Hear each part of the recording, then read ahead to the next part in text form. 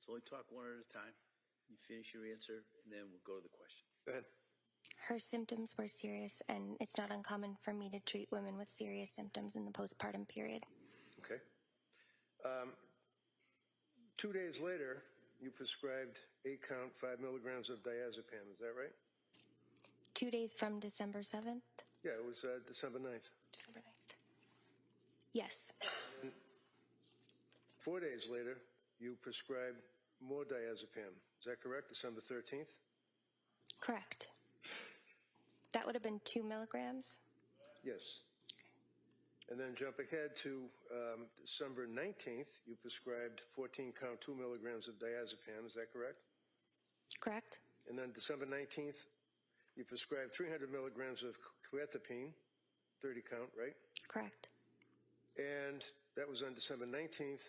3 days later, on December 21st, you prescribed additional quetiapine, 100 milligrams, 14-count, right? Correct. And then 1 day later, you prescribed more quetiapine, 25 milligrams of 14-count, right? Correct.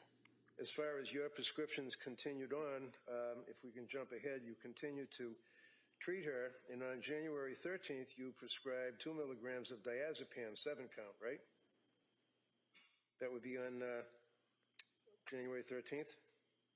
I did not prescribe that on January 13th. All right, if I suggest to you that Rebecca Gelada has a script for January 13th of diazepam, that doesn't refresh your memory?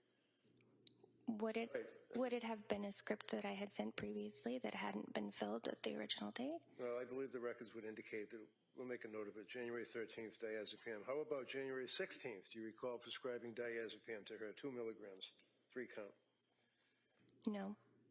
Diazepam on the 19th of January, 2 milligrams, 14-count. No. No? So you're not able to prescribe medications. Somebody else can't use your name, right? Right. And you have the DEA license to prescribe medications, correct? Correct.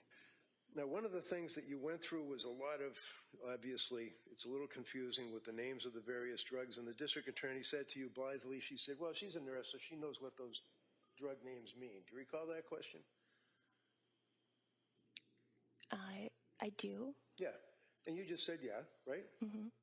So you're assuming that a woman who gets her RN at the age of 24 in a 1-year program and then works for 7 years as a labor and delivery nurse is familiar with these names and what they are, what drugs they are? She seemed to be familiar with them. Yes, she understood. Right. Did you know that she was Googling 60, 70, 100 times a night what benzodiazepines are, what Seroquel is, what all of these medications are? I did not know that. Did you ever ask her where she acquired what appeared to be, apparently to you, her ability to know what these medications are? I'm sorry, I don't understand the question. Well, you wouldn't know the medications that a labor and delivery nurse uses when they're helping a woman who's giving birth, would you? Not necessarily.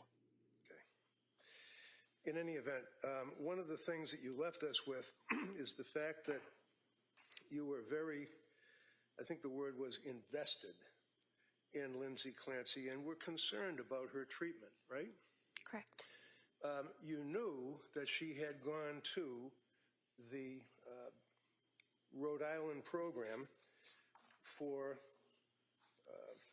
Women and Infants Center, Behavioral Health Day Program in Providence, Rhode Island. You knew that, right? I did. And you basically gave her the referral. You didn't make the referral. I think it was Latasha Dukes that might have done that. Correct. So you were aware of the fact that a recommendation was made to Lindsay that she reach out to someone else for help, right? Lindsay made me aware of that, yes. And she needed help, didn't she? Yes. And she went to Women's and Infants Hospital on December 20th, right? She did. And was she treated at Women and Infants? I don't believe so. Why not? I wouldn't want to speculate or assume, but It Why seemed would- to be her intake appointment. For what? Her intake appointment? Okay. So without assuming or speculating, you referred her to this provider, right? Yes. So you have this woman who you know has been seeing Dr. Tufts, a psychiatrist, right? Right. You knew that. You didn't get access to Tufts records. You didn't know what Tufts was doing, but you knew that for a period of time before she saw you, she was dealing with a psychiatrist, right? Yes. You knew that she was a woman who had just given birth like 5 months ago, right? Yes. You knew that she was obviously in trouble. She was sick, right? Yes. You told us that she was suffering from, and your words were, a mental health illness that was very real. And you told her that this will get better. And that was in December of 2022. Yes. So when you referred her needing help to this women's and infants program in Rhode Island, and she went because that's what she was told to do, what happened at Women and Infants program? I can't speak to what happened at Women and Infants Why not? because I was not a part of that assessment. What does that mean? I did not see the assessment, and I did not speak with Dr. Diaz. Why? Lindsay had informed me that she was going to be at the program for 2 weeks. She was hoping to be at the program for 2 weeks, right? She told me she was going to be at the program for 2 weeks. But she was turned away after about 8 hours of sitting there in an assessment and sitting in a group session. And she was turned away because of their concern that she was suffering from, well, let me ask you, what was their diagnosis? I'm not sure. Did you ever find out? I have not. Does it matter to you as a treating person that I think your words were is invested in Lindsay Clancy's care at that time? Did it matter to you why she didn't get accepted into the program? It did. Why was it? I do not know their diagnosis. Did you know that she had been diagnosed? You have different diagnoses, right? Like general anxiety disorder or general anxiety, GAD. And then you have, is it a differential? Is that what it's called? Mm-hmm. What does that mean? Yes. It means a differential in medicine could be patient comes in with a cough. What are your differentials? Differential might be bronchitis, pneumonia, strep throat. So it's different things, different diagnoses you consider. Did you know that, in fact, they wouldn't accept her into the postpartum program because of their concern that she had been over-medicated by drugs and they wanted to find out? I can't speak to that. Did you know that she was diagnosed as diagnosis depression due to adverse drug effects? I cannot speak to that. Do you know, invested as you were, that on December, strike that, on December 20th, the very same day that she had finished being evaluated, woman you were invested in, had been evaluated by Dr. Diaz that you recommended or you mentioned, that in fact, looking at the exhibit, that they recommended tapering Seroquel, starting 200 milligrams tonight, follow up with outpatient provider. Of note, we attempted to reach current outpatient provider Rebecca Gelada, but did not receive a call back. I never received a call from Women and Infants.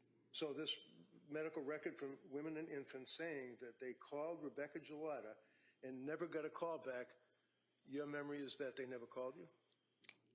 They never called me. I absolutely would have called them back. Okay.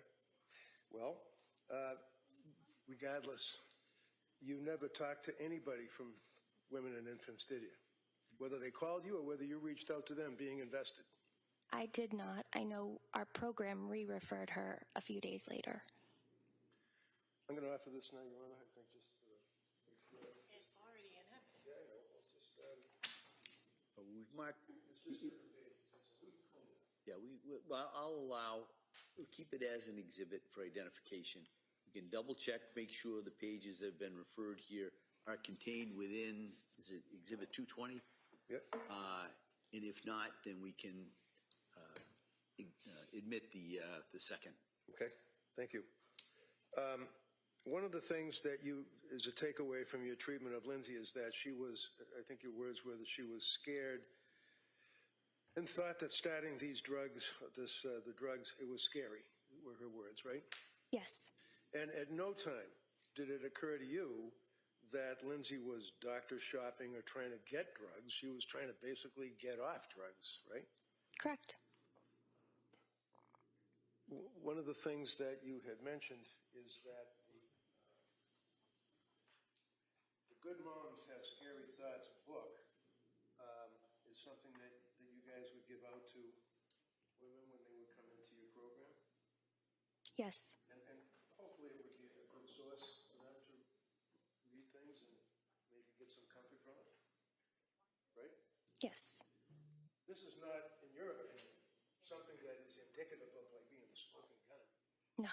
Police officer would seize it and the search warrant is, No. this is something you guys provide people to just help them out, right? Yes. Yeah. And just a couple of things.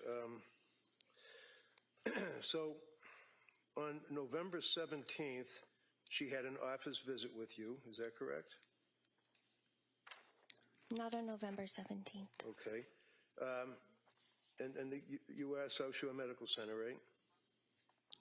Yes, that may have been her PCP. Okay. Is that her PCP? Is that a person that would be under the umbrella of the South Shore Medical Center? Yes. Would that be Kimberly Tocchio? Yes. Okay. So you must have read Kimberly Tocchio's records, I would imagine, right? Yes. And you know that she was seen, record indicates that she was seen by a psychiatrist, and this would be November 17th note, started Zoloft 25, which was then increased to 50 milligrams, right? Yes. And she took the Zoloft 50 milligrams for one night and was unable to sleep and was discontinued because of the effect that it had on her, right? Yes. Now, one of the things that you had mentioned is that it's important to determine, and you did have thoughts of possibility that she was bipolar. Is that correct? Correct. And one of the things that is contraindicated to someone who does suffer from bipolar, whether it's 1 or bipolar 2, is that you do not place them on a selective serotonin reuptake inhibitor drug, such as Prozac or Zoloft, right? Correct. Because it can have an effect on them, isn't that right? Correct. And what's the effect it can have on them? It can cause what we consider rapid cycling, meaning you can swing from mania symptoms to depression symptoms relatively rapidly. On November 21st, did she have a meeting with you all? If you recall, looking at the records, did she meet with Julie Paul? If you Yeah. know? Yes. Okay. And she gave Julie a history of what she had been going through. Is that correct? Correct. And in that history and in her talks with Julie, she had disclosed the fact that one of the things that she did in November was took a marijuana gummy, one gummy to try to sleep, right? Correct. And again, her medical tests, blood tests, urine tests, everything showed that she had no alcohol, no THC, nothing on board, but she still disclosed the fact that to try to get some sleep, she took one gummy in November, right? Yes. So again, she's reporting, trying to be honest with you people as a provider, correct? Yes. And the scales that counsel asked you about, you were talking about the depression scale, you were talking about the Edinburgh scale, and I think we all know that the Edinburgh scale is geared for an evaluation of a person, of a woman who is in that postpartum period, and you evaluate whether or not they are, as a result of being postpartum, severely depressed, right? Yes. And you indicated that at some point her Edinburgh scale was initially, what was it, 15, 17, if you know? Initially at my visit, my first initial with her, Yeah, what was her Edinburgh scale the first time you saw her? 17. Okay, And that would be moderate? Moderate. Okay. And then she had another Edinburgh scale after that, correct? Correct. And when was that, if you know? December 6th. And what is EPDS? What does that mean? Edinburgh Postpartum Depression Scale. All right, so would you look at November 21st, please, which would be, so November 21st, she was administered a Edinburgh test, right? On the 21st. That would have been at Julie's appointment. I don't have that in front of me. If I told you that, well, on November 21st, it's a short period of time after November 17th, did they, whether it's Julie or somebody else, administer an Edinburgh test to her? Yes. And what was the result? 23. That's severely depressed, isn't it? Yes. So in like 6 days, she decompensated from Edinburgh scale 17 to Edinburgh scale 23, right? So she was 23 on November 21st. Right. And 17 on November 29th. Okay. So when you see a patient that's come to you and has an Edinburgh scale of 23 and an Edinburgh scale a couple of days later, that would be, what was it? 17. And what was it when you first saw it? You referenced it before, 17? 17. Yeah. That's still pretty high, isn't it? It's high, yes. Would that give you pause in conjunction with the symptomology that she's referring to and self-reporting, what she's feeling? I mean, the fact that she has a 23 on the Edinburgh scale, which is very high, and then followed up a couple of days later by a 17, taken in conjunction with what she was saying her symptoms were. That's of a concern, isn't it? Yes. So on November 20th, which would be the day before that Edinburgh scale of 23, and the jury will have access to all these records, she was reporting struggling with postpartum anxiety, right? I can't speak to Okay, that. that's fair enough. We'll go to when you treated her. Yes. Did you have a chance to review Julie's notes at all? I did. Okay. Yeah. And when was the first time that you actually met with Lindsay? November 29th. Okay. Which would have been after Thanksgiving, obviously, right? Yes. And you would have reviewed the records up to that point, right? Yes. So one of the things that you would have reviewed was what she had indicated or reported to Nicole Harden Francis. Do you know her? Yes. And who is Nicole Harden Francis? She's the nurse at our program. All right, and this would be on November 28th that she was speaking with Nicole, the nurse. You read the report before you met with Lindsay on the 29th, right? Right. So you knew that she had been reporting panic symptoms, that she was disoriented, that she was forgetful, that she was not connected to her body. Is what she told her, right? I would have to review that just to be accurate. Right.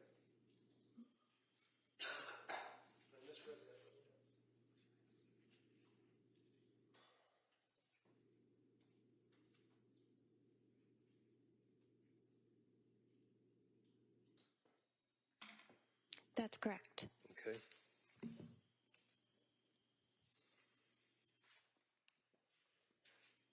And would you agree with me that symptomology of mania, especially when incurred or encountered by a woman within the postpartum period, that's one of the symptoms, is being disoriented, right? Not necessarily. How about maybe a little bit? Could be confused if you're manic. Yeah. How about forgetful? That's an issue, isn't it? Not necessarily a symptom of mania. Okay. How about not connected to her body? What does that mean? I'm not sure what that means. So if you have a patient who's coming to see you, who's indicated the day before that she has the panic symptoms, disoriented, forgetful, not connected to her body, wouldn't you ask her what she meant by that? Yes. Okay. So when you saw her on November 29th, you diagnosed that she had postpartum anxiety, right? Adjustment insomnia, right? Correct. And when you met with her, you noted that over the last 2 weeks, you asked her about how she had been feeling, and she said she was feeling nervous, anxious, and on edge, and she said nearly every day, right? That's November 29th? That would be under screenings? Yes, she was. I would give you a page number, but they don't give us page numbers. She told you, and you can pull it up if you have it there, that she was not able to stop or control worrying, and that had been for several days at least, right? Correct. And she was worrying and stressing about things, worrying about different things every day, right? Nearly every day, yes. Couldn't relax nearly every day. This is a questionnaire form that you have, right? Yes. Being so restless nearly every day, correct? Correct. Asked if she was annoyed or irritable, and she said not at all, sure, like she didn't believe that she was a person that would be irritable or angry with people, right? Yes. And then feeling afraid as if something awful might happen, and she got that GAD-7 score of 14, is that correct? Correct. So what does a GAD score of 14 tell you on November 29th? Moderate anxiety. And then you ask about in the last 7 days, trying to get a history. She denied, definitely not so much now, that she was able to laugh or see the funny side of things, right? Right. And that she was asked, is she looking forward with enjoyment to things? And she responded, hardly at all, right? Yes. Blaming herself when things go wrong, she says, yeah, some of the time. Yep. Yes. Anxious and worried for no good reason, yes, correct? Yes. Scared and panicky for no good reason, yes, correct? Yes. Then they asked if she felt sad or miserable, if she was a miserable person, and she said, no, not at all, right? Right. Did she indicate that on that date you gave her the EPDS Edinburgh test, and she had an Edinburgh score, as we said, of 17, right? Yes. All right. And then the medications that you prescribed to her, we've already got an evidence. The jury will be able to look at the actual scripts in the exhibit without going through every single day. The next time you saw her was November 30th, is that right? I messaged with her on November 30th, yes. Okay. And you indicated that if you're not sleeping well with Valium, no need to continue it. I'll prescribe a short taper. And you went on about tapering and 5 milligrams of Valium to 2.5 milligrams and no benzos. And That was not on November 30th. okay. Does it say on the record, are you looking where it says patient message in the perinatal behavioral health program of South Shore Health, November 30, 2022? Yes, I'm looking at the messages. Okay. So is it a different date that you sent that message? It says November 30th on it, right? I just don't know internally if you guys had different. Oh, I understand. Oh, at the top it says November 30th. Okay. More specific, it'll say Okay. the dates, but the header will say November 30th, so I understand. Okay. And basically, you indicated that you were going to send along information about bipolar 1 or bipolar 2, which actually would be what's known as a bipolar spectrum disorder. Is that correct? Yes, that was on December 7th. Okay, but it's underneath November 30th, so forgive me for looking at it that way. Yeah, I don't know why I That's printed all right, it. no problem. So one of the things with the mania that you refer to and that you talk about is excessive activity. Is that it? Excessive cleaning sometimes, right? Sometimes. Excessive exercise. Sometimes. Did you know that after she had Callan, that within a matter of a couple of weeks, that she ran a 5K? No, I did not know that. And that nobody wanted her to, including Pat, but she just had to get out there and run and did. Objection. Overall. You know that? I did not. Is that something that would be important to know? I mean, as far as whether or not a person is in that manic stage where it's post-delivery, and that's a significant artifact, if you will, of exercising, right? It would have been something I would have considered. Okay. And as I said, you were pretty much the only one that actually considered bipolar spectrum disorder of all the doctors that she had seen. You know that, right? Are you aware of that? All right, never mind. That's right. She's going to object. That's okay. Okay. So the symptoms that you noted were mania. It says mania characterized by exaggerated excitement, hyperactivity, and racing scattered thoughts, right? Yeah. So what is, go ahead. Was that from my note? I'm looking at the same thing that we've been looking at, which is, Oh, the information I sent her on bipolar. yeah, it says, yes. hi, Lindsay, and then your note, right? Your Honor, if I may suggest maybe showing the witness what he's referring to. She so has it really in they front of her. I think I understand what he's referencing, but thank you. If the witness has a problem in regards to that and you need to look at some, just let me know. Okay. All right. Thank you. Thank you. If you move ahead to, I think, the message portal or whatever it's called, on November 30th, it's captioned "Stopping Remeron." Yes. And it's, okay, you're with me. And it says, no, this would go to the fact that she was still not sleeping. It was a huge problem for her, right? Yes. And she told you in her message thing, no, the weird thing is I don't feel tired at all. Correct. And that's one of the things that you had told us earlier is a symptom, correct? Correct. A person that is not getting sleep but doesn't feel tired. Correct. What is a symptom of? It's a symptom of mania that we look for. Okay. And when we looked for that mania, did you notice that? And did you factor that into your diagnoses? Yes. Okay. How many times, if you recall, did Pat come with his wife to meet with you? Was it 3? He came to a visit once. I believe I spoke with him and Lindsay on the phone twice. Would you agree with me that, as counsel asked, did he get permission to be there? And you indicated no, that you would welcome the third-party contact, right? Correct. And did it appear to you that he was very, very invested in her care and was very scared and worried? Yes. And he was complaining about the fact that he believed, that they believed, that she was being over-medicated, right? I believe he was concerned about her symptoms. He felt that they started once she started being medicated initially. Right, because she indicated that when she first started taking the SSRI back in October, I believe, that she ended up having it increased and then had a period of almost 2 days where there was no sleep whatsoever. That was one of the instances, right? Yes.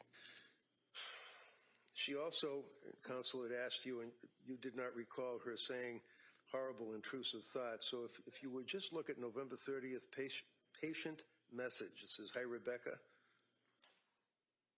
And then it begins, I don't expect you to answer this until Monday.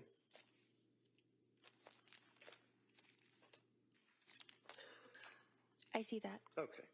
And then she says how she basically only slept for about 4 hours at the beginning of the night, 9:30, and then dozed off for 45 minutes and said, today, all day, I had horrible, intrusive thoughts and deeply depressed, right? Yes. So when was the next time that you saw her after she sent that message on November 30th? I would have seen her on December 6th. She had sent this message, I believe, on December 3rd, and I saw her on the 6th. So on December 3rd, and again, it would be the way that they print this thing out. It has a date of November 30th, but then underneath it, it would be a different date of December 3rd. Is that right? Yes. Okay. And when you, as an invested nurse practitioner, receive a message from a woman who is postpartum, who has been through what she's been through and the symptomology that she explained and the doctors that she's seen, not two very good results, you'd be concerned when you see a person saying, I have horrible intrusive thoughts, right? Yes. All right. So as a result of seeing on December 3rd that Lindsay Clancy, with her history, had been telling you that she had horrible, intrusive thoughts. What did you do? Did you call her?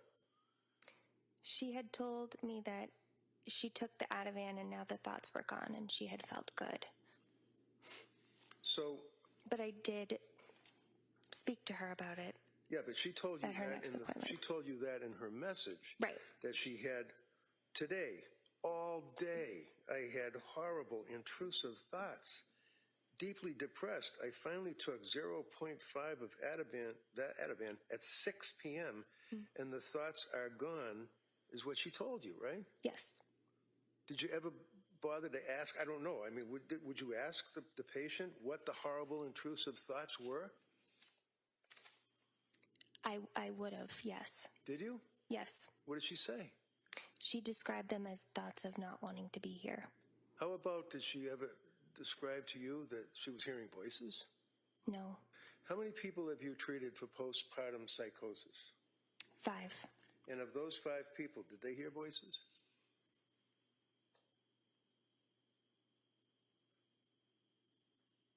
Not all of them. How about some of them? Some of them. And that's a real thing, isn't it? Yes. And visual hallucinations likewise? Not all. So with the voices, that would be an auditory hallucination. Yes. Visual hallucination, not all, but some. Yes. And that's a real thing. Yes. So when she had horrible, intrusive thoughts, did she say where these happened? Like, was she in the yard? Was she in a car? Did you ask her where and what? Or was it just that she just didn't want to be here anymore? It was more that she didn't want to be here anymore. Okay, did you ask her what that meant? I did ask her if she had any plans or intent for suicide, which changed at different times during our treatment.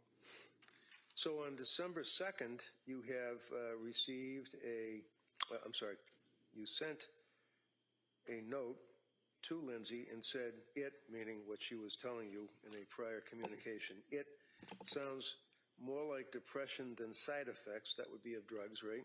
Correct. It is not uncommon for me to hear, and then you quote, I have never felt anything like this before, end quote, or quote, I just don't feel like myself. All of this sounds like postpartum depression. Is that correct? Correct. All right. So she was expressing all of the symptomology of depression, what you believe would have been side effects, and you indicated that at this point, while you're working through it, this sounds like postpartum depression, right? Correct. And what would the symptomology of, what does postpartum depression mean, and what is its effect on a patient? Postpartum depression is like depression at any time during a patient's life. However, there are some unique considerations. It typically occurs in the first 3 months after a person has a baby, but it can happen at any point in the first year. The considerations that are a little bit different than regular major depressive disorder are that there are significant hormone fluctuations that a person undergoes when they deliver a baby. Sometimes they breastfeed and they wean from breastfeeding, and that can set off additional hormone shifts. And it tends to be a very anxious presentation. And obsessive thoughts can occur with greater regularity in postpartum depression than they would with major depression outside of the postpartum period. So as a result of this information, you prescribed medication to her? After I sent her the information on the postpartum, would this still be December 2nd? Looking at the form that you have, it would be, yes, but I don't know if it's another date that there's a message underneath it. So let's look at the record where it says that on December 7th. 7th, Yes. okay. Okay. And that's where you talked about bipolar spectrum disorder, right? Yes, And that's where you talked about how people would have these feelings of goal-directed activity, overly talkative, racing thoughts, need for sleep, things of that nature, right? yes. Schedule for a special report from ABC 7 Eyewitness News. Hey there, everybody. Thanks for joining me. Of course, the storms have now pushed out of the area, but that leaves a lot of us now in the process of cleaning up and perhaps worried about storms that follow in the wake of these. So we'll talk about all that here in just over the next couple of minutes. We'll even review some of the damage, but you'll notice there are still some scattered thunderstorms out off to our west along and south of Interstate 88, north of I-80. So don't be surprised as you're going out if you hear some more rumbles of thunder. The good news, those are expected to stay sub-severe. So well, we may have to go back inside for a little bit just to get away from the lightning. The damaging wind aspect and tornadic aspect and really the flash flooding aspect of the storms has passed. And boy, look at all of these damage indicators and storm reports that filed in behind this. I don't even think this is the grand total of them because a lot of people don't even have power at this point and are more concerned about cleaning up than relaying their damage reports. Right now, that complex of storms, it's outside of the Cincinnati metro area, pushing in with severe thunderstorm warnings there. Thankfully, this has lost a little bit of its tornadic bite for them, but it certainly had all of it for us. I think the biggest problem, though, are the straight line winds, some of the highest winds that I've ever seen with thunderstorms that push through our area, and that is following up 2 weeks ago when we had that round move through, and those were the highest thunderstorm winds that I had ever seen across this area and across the Midwest really writ large. I've been doing weather here for the better part of almost 20 years now. Gary at 99 measured miles per hour for wind, 97 in Sugar Grove. Shorewood's at 96 miles per hour. A lot of this kind of in that EF1 tornadic wind speed range. Merrillville even getting up to 90 miles per hour. And of course, considerable rainfall. As I was making my way into work, a lot of the streets were flooded before I got to the major thoroughfares and had to turn around. Frankfort saw almost 5 inches of rainfall. Plainfield at about 4.5 inches of rain and just under 4 inches of rain falling in Elmhurst. Of course, this is a lot of us without power. Here's a look at the latest power outages as about 500,000 of us or more across the area are left without power, and that is pretty evenly split between not only northwest Indiana, we're out in Lake County. It's up to 187,000 people without power, and in Cook County, it's almost 150,000 people. Now, as we move through the rest of today, of course, there's a lot of cleanup done like this. We see some severe weather damage that's out of Lansing. Trees uprooted because of the heavy rainfall. That not even snapped that tree. That was just pulled straight up out of the ground, and they're all leafed out. So, of course, they make easy targets when those winds are 95 to 100 miles per hour. Flossmoor also seeing damage here as you head off to the south of Chicago. This is out where I saw on the Doppler radar about 125 miles per hour worth of wind. Now, that wind speed usually decrease about 20% of it for what makes it down to the ground. And you see that tree, which is rotten in the middle, split right in half. Still, it takes a considerable amount of wind to knock a tree over and split it like that. Clarendon Hills also seeing some damage. We, of course, have crews out across the area dealing with all these downed trees. Other spots out in northwest Indiana. Check out this mess. This was in an industrial area. That's all industrial-sized styrofoam that's been blown around. A lot of businesses losing their roofs, too, and not from tornadic winds, but just from those straight line winds. Now, the National Weather Service does have crews out. They've got 2 crews at least in the field right now trying to see what was tornadic and what was straight line wind gusts, but honestly, it doesn't really matter. Just kind of technicalities at this point as we all saw significant wind. Joliet also seeing some heavy rainfall. Oswego, there were some down power lines too, and it even sparked a fire out there in a field. Looks like a soybean field to me out there near Collins and Oswego. So you can hear, if you listen, those power lines buzzing, and that is why you just don't go anywhere near them. They can also charge the ground for a good distance around, especially when the ground is as wet. I mentioned Joliet, really heavy rain falling out there. Joliet was on our list, or at least close to Joliet with rainfall. Let's take Plainfield as an example in Frankfort, which really isn't that far away. Frankfort, about 4.5